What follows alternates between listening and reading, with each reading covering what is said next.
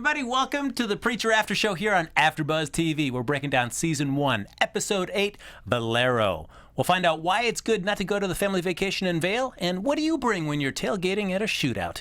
Stay tuned. You're tuning into the destination for TV superfan discussion, AfterBuzz TV. And now, let the buzz begin. We could not forgive her. There you go. Look at that. Like, AfterBuzz. Bringing it down low, a little slow jam here for Preacher After Show here at AfterBuzz TV. Hey everybody, how's everyone doing? It's Sunday night. We are back together again to talk about the latest episode of Preacher here on AfterBuzz. I'm one of your hosts, Frank Moran. You can follow me on Twitter at HappyGoJackie. I'm Dave Child. You can find me at MrDaveChild. I'm Roxy Striar. You guys can find me everywhere at Roxy Striar. And I'm Lacretia Lyon, and you guys can always find me at LACRETIALYON, since there is only one. Let's stop battling Willie Nelson a little bit. Can we take it down? I love battling Willie Nelson. Battling Willie. I don't think he's much of a fighter. Not I at think all. he's. Yeah. And by the way, not that it changes anything, but it's called El Valero. El Valero. Yeah. Oh, well then El Valero it is. Absolutely. And of course, the reason you all tune in for the show is the hunk that we all revolve around, Ben Bateman. He is on assignment, off gallivanting around the countryside, so we do miss him, but we'll carry on in his stead. Please call him by his proper name, Suitman, which is how the chat is referred to. Superman. Where's Superman at? Yeah. Where's Superman at? But as we're talking about it in the chat here, so like us on Facebook, subscribe to us there on iTunes. You can like us out there, give us those 5 stars.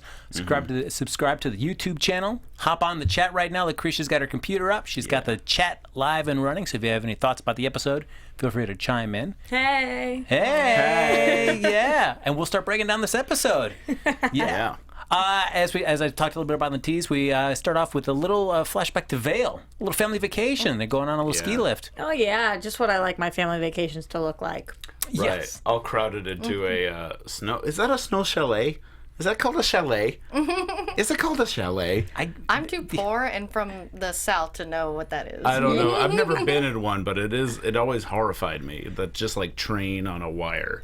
A true story, I've never actually gone skiing or snowboarding, but I went in one of those one time drinking with my sister just to go up and back down. I'm not sure if that's the name of it, though. We just called it the drunk carrier. Okay, Yeah. drunk carrier. So did that answer your question? Yeah.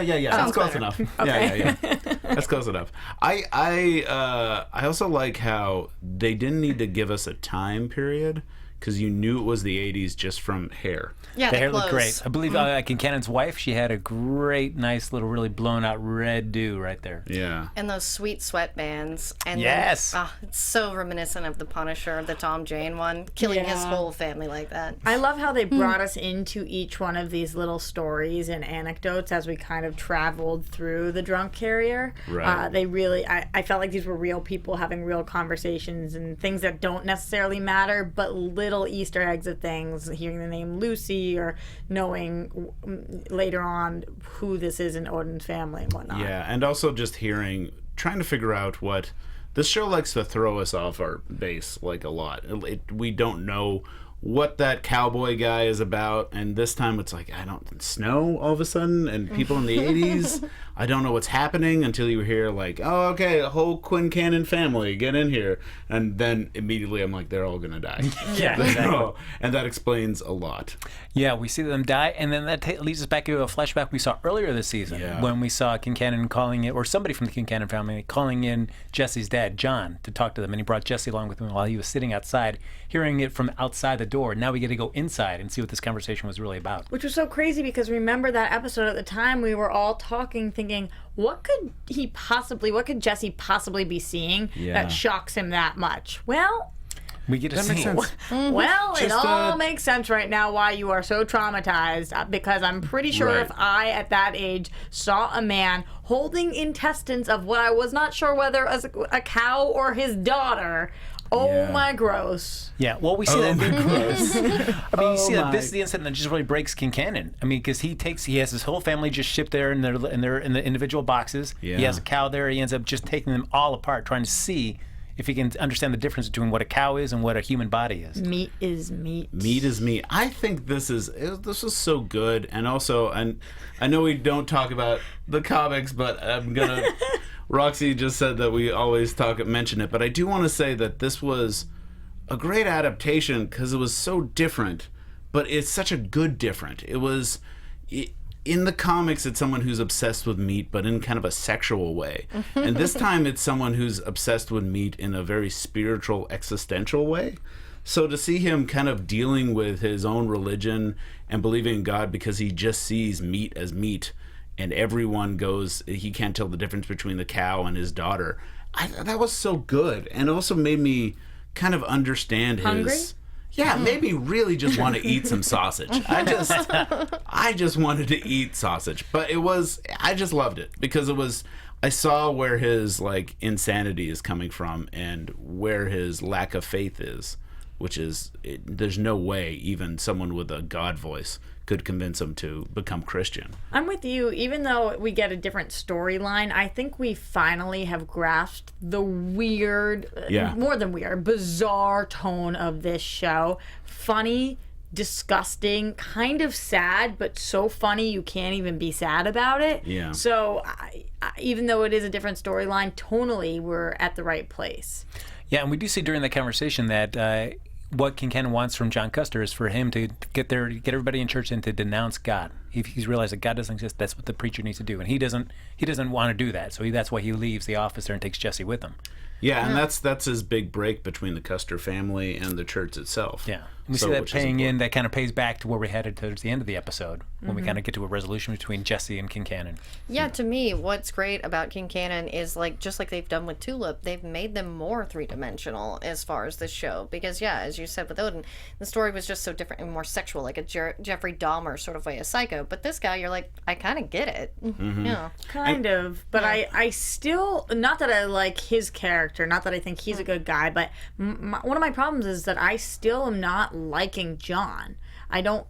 Nothing he's doing is making me think, wow, he's a great guy. Yes, he's sticking to his morals a little bit here, but he goes to this office, he sees this happening, and it's not like he is sitting there trying to really help this man. He kind of just he did at first. I don't know. I just think this is a different John, and maybe one we're not supposed to completely trust. I think that's true. I think because there's even some resemblance in this episode where at some point someone said, like, maybe it was in the previous episode, said you're a lot like your father, where you're sticking to your faith and you're not really listening to how to help the people.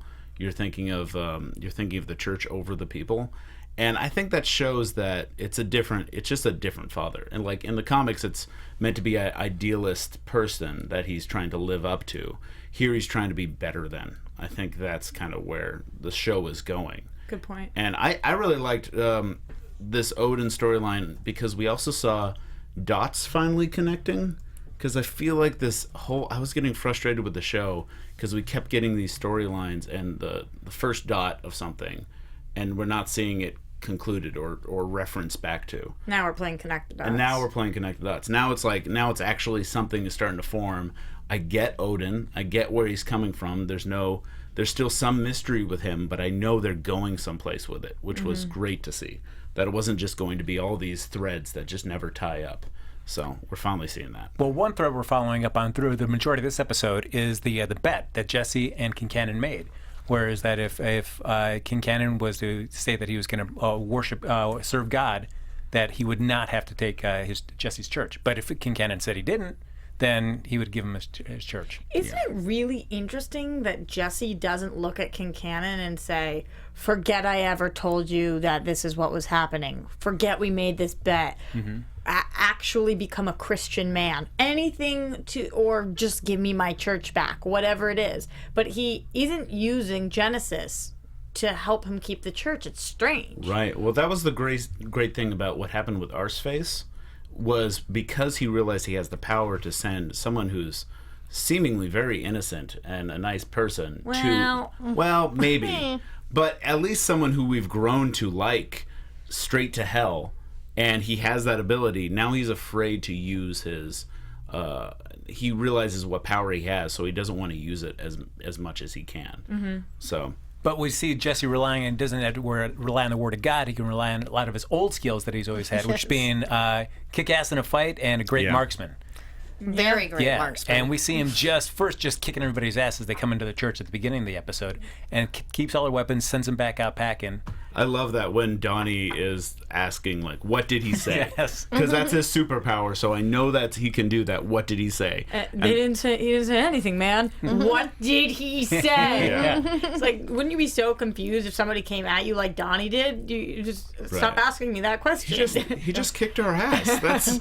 That's it. Especially in that Confederate soldier uniform, you're like, what's going on, dude? Yeah, this guy's off his rocker a little bit, which was made even more clear tonight, obviously. Yeah, well, let's talk a little bit about Donnie, because certainly we know ever since he had that altercation in the bathroom with with Jesse, about putting the gun in his mouth, attempting to pull the trigger, almost essentially killing himself. Donnie's been freaked out. I mean, he's been staying home from work. He's, his wife had to kind of just, talk him off the ledge, and now he's back there going up against the man that almost had him kill himself. So you feel like Donnie is just really freaking out this episode. I feel as if this was a little extreme. There are noise canceling headphones. Right. Yes. There's earplugs. There are earplugs. There's your hands. Right. I mean, you could la la la la la la la, whatever it is you want to do. Just listen to really loud music in headphones. If and the it should point work. is that you just don't want to hear him, blowing your eardrums out, a little aggressive. Right. I also love the fake out of this, because at this point we're not very sure.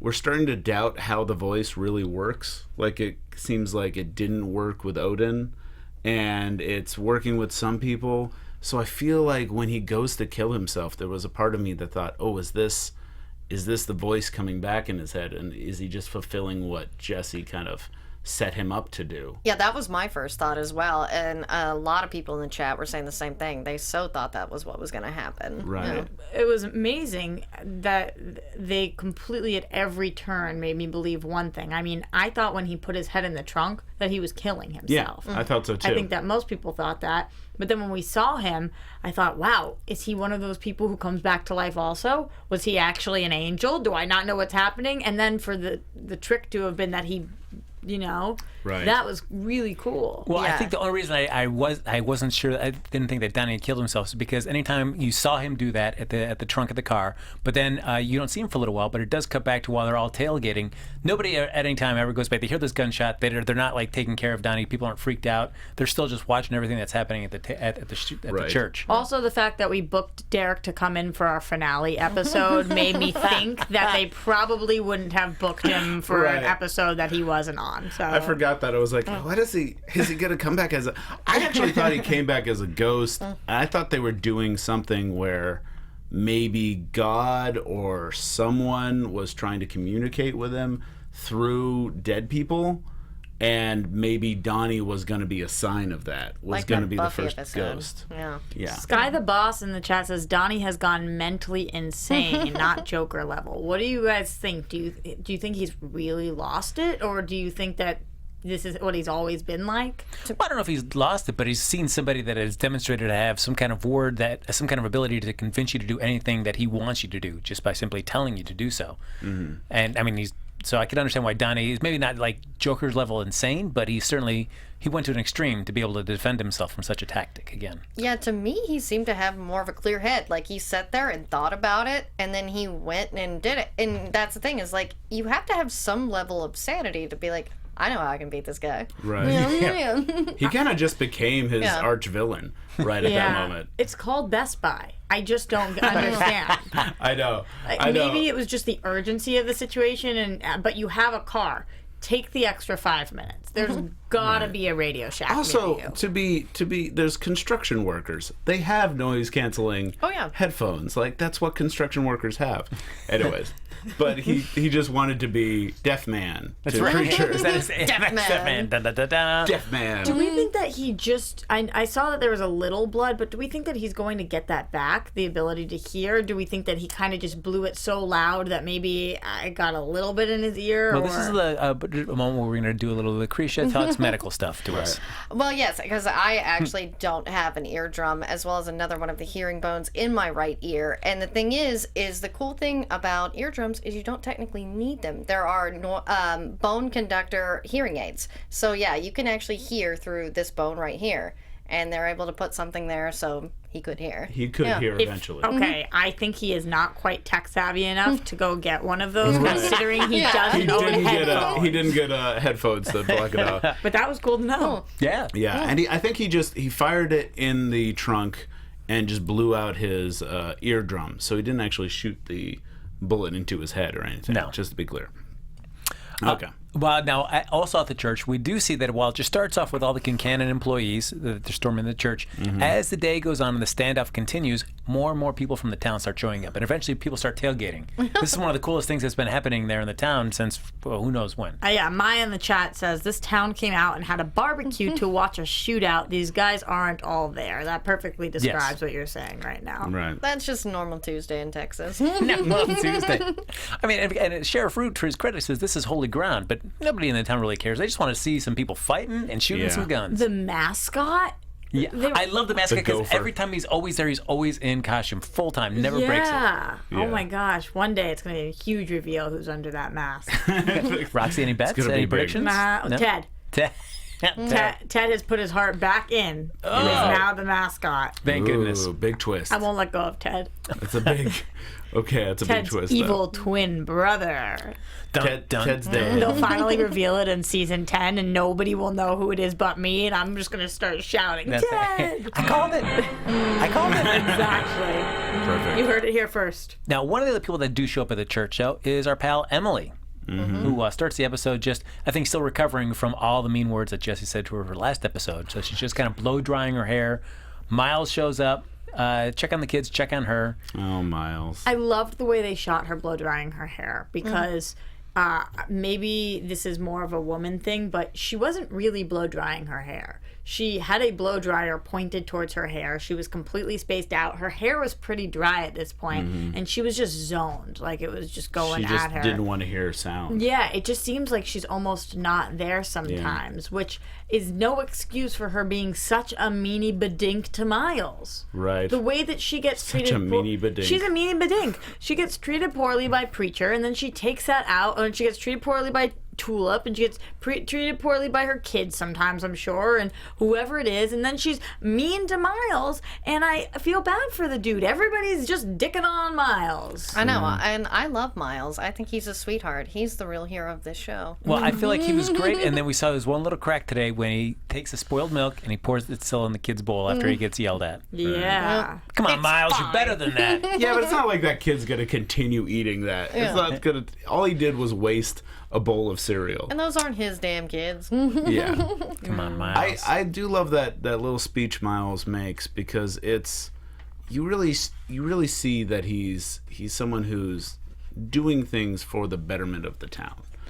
But also, I mean, the fact that he saw Quincannon kill all those people. Right. So, I mean, but who knows that other company that they wanted to help in was essentially to improve the town as well. Yeah. So his big speech is just like, I'm just doing whatever Quincannon wants. Yeah, he's definitely not innocent. I don't look at him and feel bad because I think he's such an amazing character, an amazing guy. I feel bad because I really think that if he was treated better by people, he wouldn't be doing the things he was doing. Yeah. Which, it's not everybody else's fault, but if Emily would either just cut him loose or be with him, then I think that he would be a little bit of a happier person. And it's not her obligation to do either, of course, but Right. I do feel bad for Miles at sometimes. Yeah, see, Miles and Eugene are very similar in the fact that, yeah, they've done some bad things, but in their heart, they're really good people, and they want to atone for the things that they've done. Right. If he had to answer to someone other than Quincannon, he might actually be able to do something better with his life. And I feel like anybody in the town that was trying to actually save it, it would be Miles, because he was trying to make steps to try to have that happen before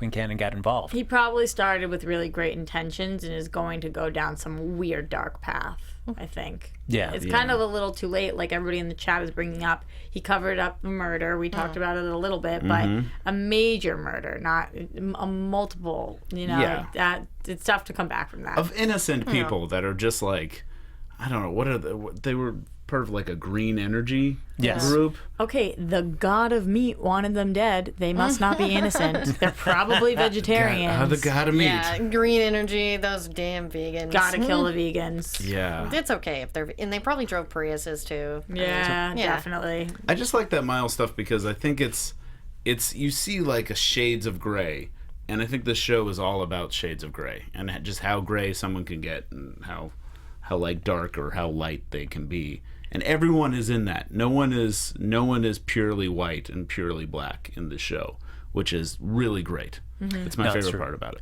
And I did, as we talked a little bit about Emily and Miles' conversation, but more specifically, they also addressed the topic of Jesse and how the town views him. A lot of people just view him as the preacher, but he also knows that you're getting a chance to see Jesse the criminal now because he's holed up in a church with a gun.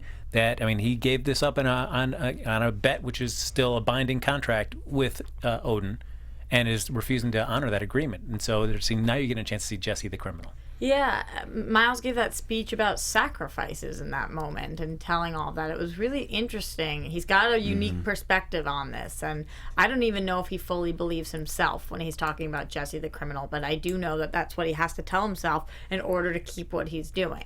Because what's he going to do now? Switch to Jesse's side? He knows too much. Right. And also I think Jesse's going through trying to make up his mind about where he should stand right now. Because we've met John in flashbacks, his father, and he's really doing this for his father, and now we see that father's not that great. Yeah. So why is he really, what's the big point of this? He thinks that it's for God and his father, and now he's starting to doubt kind of both. Well, that brings us in. We have Sheriff Root, who's there looking for Eugene, and the reason that he's there is because Jesse calls him. Right. Yes, and after Where he we're ends going to get in trouble. Yes, after he ends up laying a smackdown on all of Odin's men, he's just sitting there in the church, and then all of a sudden hears some rumbling there in the ground, and the hole that he'd opened up at the bottom of the floor of the church, we see Eugene come back out. Right. Yeah. Just going back 1 second, because my favorite line of the entire thing, sorry not to jump on this, but when Odin was sitting with Root, when they're sitting outside and they're having that conversation about Arseface being inside, when Odin turns to him and Root's like, I don't know what I would do if I lost my son, and Odin says, you'd figure it out, which is what he thinks he's done since losing his entire family. And I thought that was so one of the best ways we've brought a flashback back into something and seen how it directly affected somebody's character. What do? You do whatever it is that you do. And that's what we've seen Odin do. So I thought that was really, really a great transition moment. Go ahead, Frank. Sorry. Oh, no, that was great. And we do see Eugene crawl out of the hole that supposedly from hell, where Jesse had kind of sent him to a couple episodes back. Yeah, and Eugene had a great line that said, after Jesse was talking to him, said, you crawled out of hell? And he said, it's not that far. And I love that line. That gave me chills, that line. And then he said it was also crowded. But that it's not that far was like That's such amazing. a spot on line. And it also it made me wonder. I was actually surprised to see him back so fast, and then we find out that maybe he's not back so fast. So what is it that we actually think is going on? Is this a figment of Jesse's imagination, or is this him asking for him to come back and somehow this is him being displayed here and he's in hell but he's also kind of doing this? Or is Jesse making up all the words?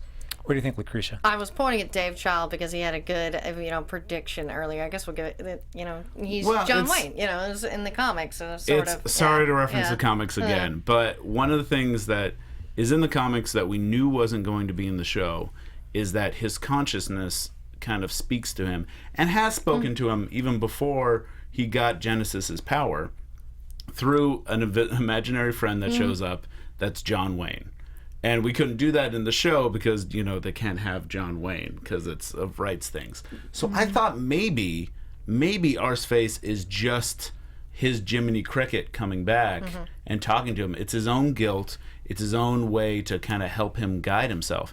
Now, it's questionable about whether it's coming from Jesse or it's coming from God or it's coming from someone else. But I think I was happy to see it because I think that the discussions he has with his own consciousness is perfect to give to Eugene because Eugene is this pure but troubled kind of figure with a past that we're not very sure of. It definitely depends on what that past is, because Pure I'm not so certain of, and I think that's a really cool thought.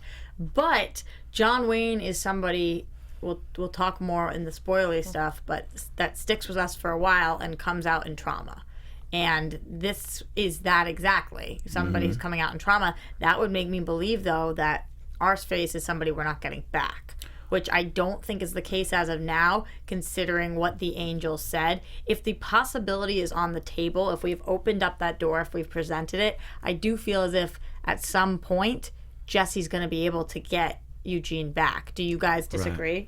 Right. I think he is going to try and get Eugene back, and I think we'll get Eugene back somehow, but it'll be after a long battle.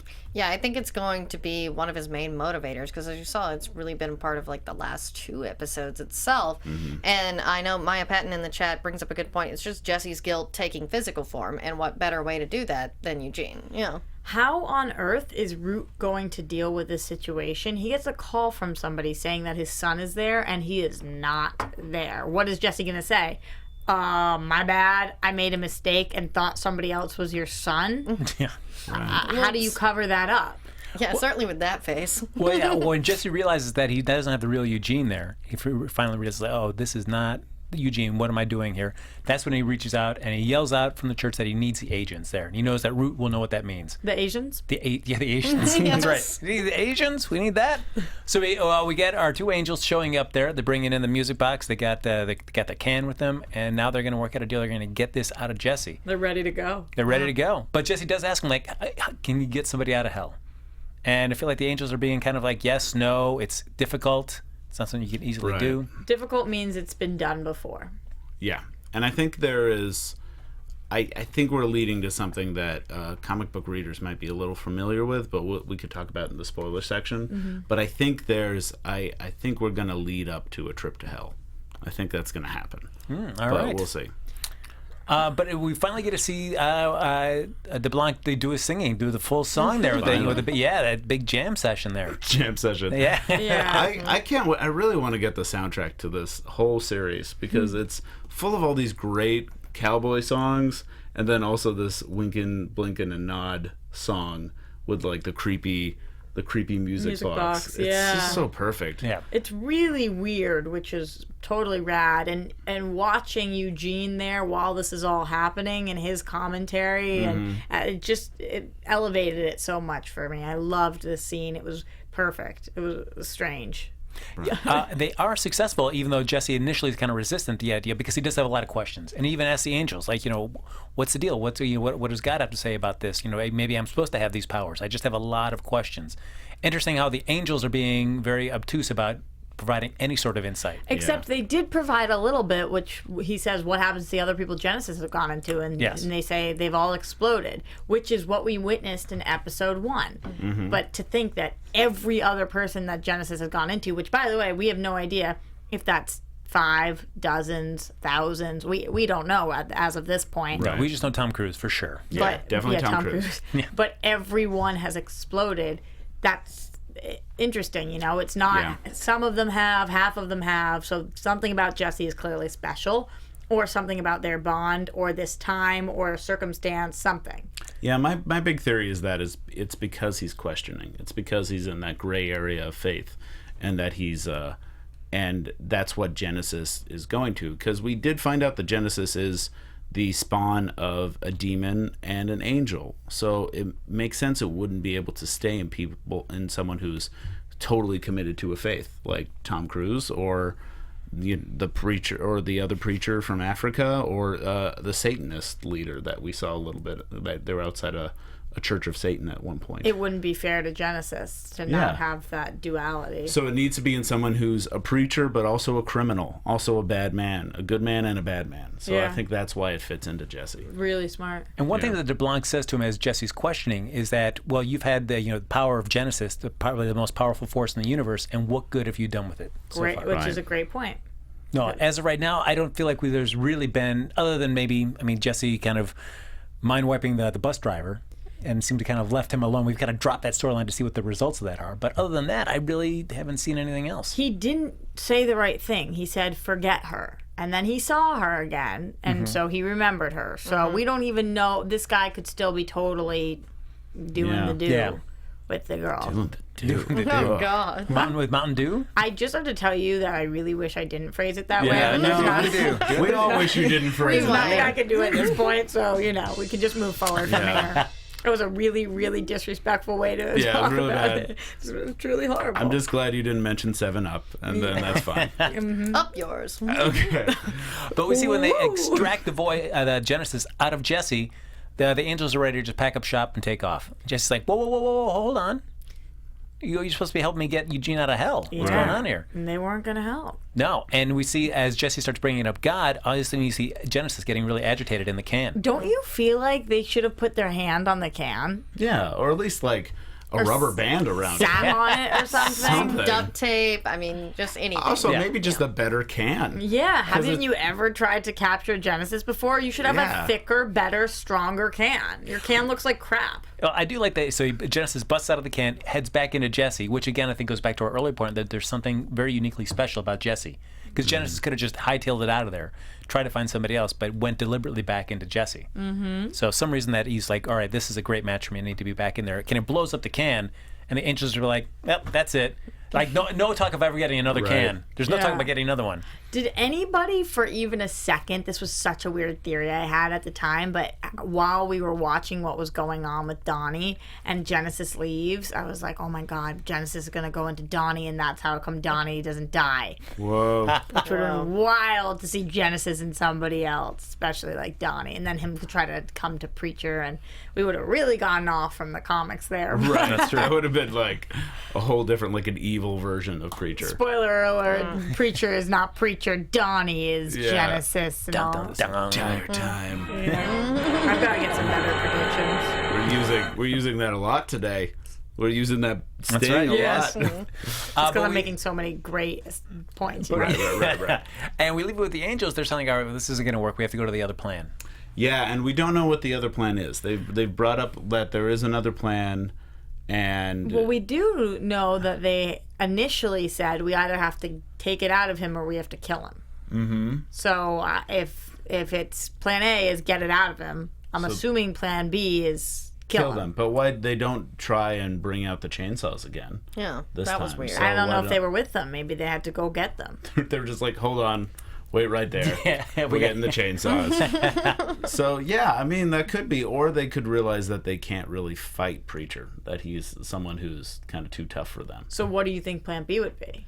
I think plan B is to kill him because I think taking him out has shown that Genesis is always just going to leap back into him if given the opportunity. Yeah, I think we're going to talk about Plan B in the spoiler section because I think we get ideas from the comic Okay. book, but I think they basically got to get a good weapon to get him.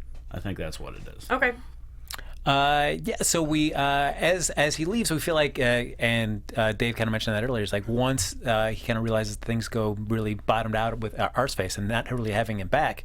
Bottoms out with our space. There you go. I see what you did there. Just wanted to take a moment. That's right. Okay. He kind of loses his will to fight, and we see Donnie comes in and sneaks in. We're like, oh, interesting. How's Donnie still here? And we find out that How's he still here? He doesn't. He doesn't Oh. because he shot out. Oh boy, this is Yeah, terrible. That's today. right. I thought it was Shot just out so his beat good. drums. And we haven't even gotten to the dick part yet. So. No. In fact, yeah, let's talk Oh, about yeah, we Skipped over the Yeah. dick. One of the best moments here for the episode is as some of the guys are storming there. We do have Clive who wants that food Right. court so bad. Food court. He's holding like a musket. He's holding a Civil War musket. I have to say, I love a good food court. Yeah. Yeah, it's I good. love a good food I court. Not actually- enough to give up my dick if I had one. Quincannon comes up with this idea he's the first one that's ever thought of a food court. It's a great sound bite Yeah. for this. Like, I love my food court, not enough to give up my dick. Roxy. I wish one of you had said it. But Well, I just did. So you can also do me too. yeah, that's a good point. Perfect. We do see the little Clive though. There's a gunshot that rings out, and we see him kind of walking back, and everybody thinks Clive saved the day. He did it, but we see him just kind of holding something in his hand. Technical question here, though. So, did Preacher say something to him also, or did this really not hurt because he was shocked? at first? Shock. I think he was in Okay. shock. So this. Okay. Yeah. From my experience with dick shooting, it's shock. But I love this moment because you hear the hymn of the Old Republic, this like kind of Confederate soldier like glorious theme coming like as he's walking back, and he's like, yeah, everyone's like, he's a hero, and then they let it linger on him walking enough so the song dies down and he's still walking, and it's kind of awkward because you feel like they should have cut it so he's like already there. And then you realize he's holding something, and I immediately knew it was his dick. And then when he was like, how you doing? Not so good. They shot off my dick.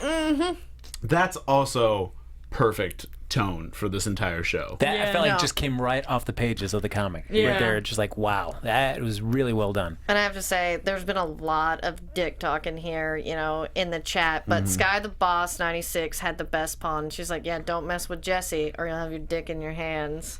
Oh, there you go. Hey, little guy, look at that. Oh, look at him just resting there. Yeah, that was so weird. The best lines were like in the distance as people were talking. Yes. You just heard like, oh, it's so cute. Oh, it's so. I mean, it's gonna hurt eventually, I guess. It just doesn't hurt right now. Oh, so good. And we also have Odin's speech to the troops as they're rallying for the final attack, and he's talking about, well, you know, human shields. Well, I mean, I don't want to say that, but you are humans, and some of you will be, you know, shields, for lack of a better term. Yeah. Because we know he just sees them as meat. Yeah. It's like everyone is meat. Everyone's meat of the god of meat. And that was just like such an excellent battle speech. Well, you are. I mean, and then he just kept going with these horrible things and just like over explaining everything like he was Bob Saget. It would be so scary if he had Genesis in him, the way he talks. Oh my god. Yeah, that would be horrifying. I don't think Genesis would fit in him though, because he's too committed to the god of meat. That's true. Yeah. That's true. But you don't know. God of meat could be part devil, part angel. That's true. I think meat is just meat. Just Well, meat. that brings us up to when Donnie does knock out Jesse, and then he wakes up, and then Odin's talking to him. All the Quincannon factory workers are inside there as well, and they start hashing things out. And we find out that Quincannon believes like he worships the god of meat. Yeah, and But like seriously, wholeheartedly. I'm just wondering, who is the god of meat? I mean, is it Bo Pilgrim? Is it the guy who invented bacon? Which, if anybody knows that, let us Oscar know. Mayer. Yeah. Oh, yeah. it's Oscar Mayer. Yeah. Let's all sing his chant. Yes. OSCAR. Well, because for him, it's all about what you can see, what you can touch, what is real, and nothing about with God, this God that never shows up, that is silent most of the time. And he even says that to Jesse, do you trust a God that's silent? My God has a first name. It's and it's OSCAR. I did love that Jesse kind of laughed in this moment and said no, but he does ask for Sunday, which who knows exactly what he's planning. He says about bringing God there, but I think even Jesse is sick of talking about and preaching something that nobody else can see, nobody else can hear. He's got to feel a little crazy at this point. Well, it's interesting because Arseface did mention, even though it wasn't quite Arseface, it was whoever this inside head talking person Arseface is, said that I came because you called me. So I think that gave him the idea that he could probably call He can summon. someone. He could probably call God to show up. Maybe, but nobody else could see our face. So even if he can call God, can anybody else? Yeah, it's not. No, interesting, yeah. Go ahead, Lacretia. And is God Alanis Morissette? Oh, yeah. Is God just one of us? Just a Exactly. slob like one of us? Just a stranger on a bus, but not the stranger on the bus that we've seen before. No, And I definitely hope not not. the bus driver. No. And one way that Jesse's able to convince Odin to do this is that he says that if when he brings God here, they're going to ask him all the questions that they have, and if they don't like the answers, he will publicly denounce him, which really touches back to what Odin wanted John Kuster to do at the beginning of the episode. So you can feel like why Odin's willing to give him this extra week to make this happen. Right. Yeah. That's all he's ever wanted. So we should probably get to the comic booky spoilers. Well, we'll do one last thing real quick here, just super fast. Tulip, we see her in this episode there. She adopts a dog. Brewski plays with them all day long. All episode, I'm sitting here thinking, why the F are we following Tulip to get Brewski? What are we doing here? Why are we keep going away from the Jesse Odin story, going away from the Arseface storyline to follow Tulip? What is she? Why does she care about this dog so much? Then we see her with her uncle. She's just loving the dog, loving the dog. She says, "Damn you, Jesse." I'm thinking, what are you doing with the dog? I thought she was going to run away. I thought she was going to run away with the dog. I thought it was going to be like, I'm replacing Jesse with a dog. This is who I love now. I'm going to run away. Or this dog is to protect my uncle, so I'm going to run away. That's kind of Or what she that was. wanted companionship or Yeah. something. I mean, are we all under the assumption that Cassidy is in that room and that just ate Yes. the dog? Right. Yeah. That's who she must be feeding the dog to. Now, wouldn't there be better ways I to know. do it? Yeah. Like rob a hospital and steal the blood bags? I guess, but But that people would be need, harder. need that too. They need that blood. So is that better? Yeah, I don't Yeah, know. it is. It's just like, kill all the people you want on this show. I laughed out loud when Quincannon's family died. I had to say, I mean, but don't kill a dog. Right. What about my other vampire shows where you can just let them suck a little of your blood at a time? Yeah. I don't think it's that. I think it's like he needs to only Big have time. blood in order to heal, and he burnt himself really badly. So he really needs blood to heal, and needs the fresher the better. There's cows around though, right? Yeah. Like, You couldn't think- she steal a calf? Go at night. Just go at night. Take him at night. Take him to some kind of range there, and just let him feed on some You cattle. want her to team up with Quincannon? Yeah. know. You know, he's the... Gotta meat would help. That's right. Exactly. Like, all you needed was some meat. I mean, and cows are easily available. You just tip them when you're Right. drunk. Oh my god. Yeah. Picture Cassidy eating the cow to the soundtrack that Quincannon listens to. Well, that's what he does in the pilot episode. He basically lands near a cow Yeah. and Just eats a chows them cow. all It's down, not so yeah. bad, but I guess it's easier to just adopt a dog. But get like a sick dog at least. Yeah, not Yeah. a bloodhound. not a You nice can't one. you can't eat sick dog blood. It could be really bad. He's a vampire. What's it gonna He's a happen? vampire. Yeah. It's like bloodhounds always get the shaft. I mean, I'm thinking where the red fern grows, and then you're like, oh well, Right. nope, gets eaten by a vampire. Yeah. And I think Worse. maybe she was just like, which dog has blood in its name? Yeah. Oh, the bloodhound. Perfect. Dumb. Well, that does it for this episode. So we're going to get into little predictions real quick here. As we talk about this episode, we'll save some comic book spoiler predictions after the fact as well. Cool.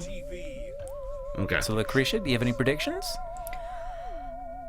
Oh God, I predict that the Saint of All Killers is really just gonna tie all these little. Is this the pieces comic together. book? Is No. this the Yeah. comic book? No, it's just Yeah, he was in the predictions. yeah, he was in the preview. Yeah, he was Okay. in the preview. and So we've the seen him person that before. we think is the saint of all killers. Yeah. The cowboy, we see Well, him. people don't know what the Exactly. Saint of All Killers are. Yeah. All they do in the chat room. Oh, okay. Talking about it, but No, but They're just comics. chill Okay. with the spoilers. Yeah. yeah. Yeah, I think that the cowboy, we'll call him now, is going to tie every little thing together, you know. Right. Yeah, and I think that they're just really sort of ramping up to get out of Anvil at this point. Yeah. Yeah.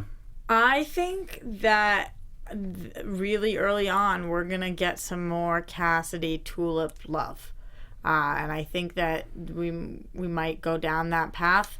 I think there's no way that Jesse denounces God, but I also think I could be dead wrong. I think next episode he's gonna try and come face to face with God. I think something's gonna show up that interrupts the whole thing, but I think it's going to involve a family with a tattoo. Oh, yeah. So that we saw a little bit of in the previous episode that killed John. I think that family is going to come back in next episode. That's what I predict. I think next episode is just going to be setting a lot of things up in place, and for the season finale to really just knock everything over. Right. So I think we're just going to table set next episode and pull all the triggers. Yeah. Well, all the triggers are going to be pulled. in All the season triggers. finale. Yeah. So that'll do it for our little quick predictions here. We're going to sign off right now and then with our little handles, and then we'll come back and do a couple comic book related spoilers, get a little bit more in depth about that. So, Lacretia, if people want to continue the conversation with you even after the show's over, where can they find you? All right, guys, you can always find me at LACRETIALYON anywhere on the internet, since there is only one. I'm at Roxy Striar. I'm at Mr. Dave Child. I'm at Roxy's favorite Twitter handle. She brags to everybody that she knows somebody with this really cool Twitter handle, and that is at HappyGoJackie. You should change it to at Roxy's favorite Twitter handle. That thing is more than 27 characters, isn't it? Maybe. I don't know. Have to count that out. So that'll do it for us. We're going to stick around. If you don't want to hear any more comic book related spoilers, we'll be back here next week with another episode of the Preacher After Show. But right now, we'll do some comic book related spoiler discussion. Spoiler alert! Here we go. Spoiler alert! All right, Mr. Dave Child. Dive into the tats. I'm diving. I'm so Saint of All Killers is my big thing. That I think you're right. That he's going to be coming in. I think he's the weapon that the angels are going to set on him. But at the same time, he's the person who has gone to hell and back. Yes. So I think he's going to be the key to getting our space back. is to dive back into hell with the Saint of all killers, Yeah. and then come back with him. That's what I think we're going to get probably in the next season, but that's, I think, the journey we're going to go on. Yeah, I mean, he keeps popping up for a reason. And then, yeah, I mean, everybody seems to be, most people are tying it together. This guy's going to be, useful somehow, whether they call him the cowboy, the Saint of Killers, whatever. Yeah. I just so desperately want to see Jesse in that coffin and have him start. That's where he starts seeing things and hearing things. Maybe it will be a through line that right now it's R's face, but then we'll see different people be his conscious or anything like that. I think that we're going to probably get a few of them. And hopefully at some point, I know we've been told we aren't, but we got a mention of John Wayne. Maybe we'll get some sort of John Wayne something. I think we're just going to get hints towards it, and he's probably going to say quotes of John Wayne, but I don't think John Wayne's going to show up. Don't break my heart. Okay. Well, certainly, as we know from the first storyline, it all starts off with everything going kablooey at that final service that he does there in Anvil. So I feel like we've kind of teased it a couple times where you see a lot of people gathering for a service and nothing's ever happened. So I feel like this is going to be the time when everything gets together for the service. We're seeing finally everybody in Anvil is going to go bye-bye. Right. Yeah. What do you guys think about Tulip Cassidy stuff, though? Do you think that we're going to touch upon their love storyline this early on, or you think that's all we got? I think what they need to do now, what they need to do is build up Jesse and Tulip. Because right now that's still very faint. All we know is that they were friends when they were kids. They got separated. And she's devoted to him, but I don't know why. People watching the show that haven't read the comics, do you think that they even know that Jesse and Tulip are supposed to be, like, endgame? I don't... Yeah. No, you haven't seen enough of that. You only heard talk about this connection, but you've not seen it really. So we need to see more of that to get a vested interest. Right. Yeah, because it's all one-sided on Tulip. We've had maybe one moment with the golf club that Jesse felt somewhat, like he was into it. We also need to find out what's up with this Carlos thing going on. Oh, yeah. And I think that's going to be the storyline that's going to bring the two together more. And we're going to get a sense, because I get a sense that they had a kid and then lost it. Yeah. I think that's like, which That is Jesse not and comic Tulip book did? related. Yeah. I think they had a kid and then lost it, because she she's- referenced that she had a kid at one point. And the way they hate Carlos I'm starting to feel it's not the hate of they've lost a lot of money. Do you mean lost as in dead, or lost as in no longer is theirs? I think is dead. Dead, I think definitely. they had a kid that died. And I don't know how it died, but I think that Carlos is related to that. Yeah, and I think that would Smart. explain why Jesse went back to Anvil and wanted Right. to do this. Yeah. Yeah, and I feel like just with the Cassidy and Tulip stuff, I feel it's nice to set some groundwork now so that eventually, as it does tie in with the comic book and we see what happens with Cassidy and why he makes some of the choices that he makes later on. I think if you start laying that groundwork now for his investment in Tulip, it'll start making the interesting why he does choices later that he does in the series. Right. Yeah, and Leo Lima in the chat actually has a pretty cool thing. What if calling God is what kills the people in the church next episode? Could be. Yeah, that's cool. Could be. Yeah. Man. Yeah, I'll be curious to see if we get that big explosion next episode or if we save that for the final. Right. Who Or it could knows? be something else other than a big explosion. It could be just Yeah. like, it could be a big line dance. Could be a sinkhole, because we're also building up that whatever that little dial is that the Oh, yeah, keeps that's hitting. Person pressure. breathing? That little Lost season 2 thing. Oh, yeah. All right, folks, that's going to do it What's for under the this hatch? episode. What's in the hatch? For this episode of the Preacher After Show here on AfterBuzz TV. We'll be back next week with an all-new episode of Preacher to break down and discuss. So we'll see you next time here on AfterBuzz TV. Oh. Mwah, mwah, mwah. From executive producers Maria Menounos, Kevin Undergaro, Phil Svitek, and the entire AfterBuzz TV staff, we would like to thank you for listening to the AfterBuzz TV network. To watch or listen to other after shows and post comments or questions, be sure to visit AfterBuzzTV.com. I'm Sir Richard Wentworth, and this has been a presentation of AfterBuzz TV. R.I.P. Brewski. The views expressed herein are those of the hosts only and do not necessarily reflect the views of AfterBuzz TV or its owners or principals.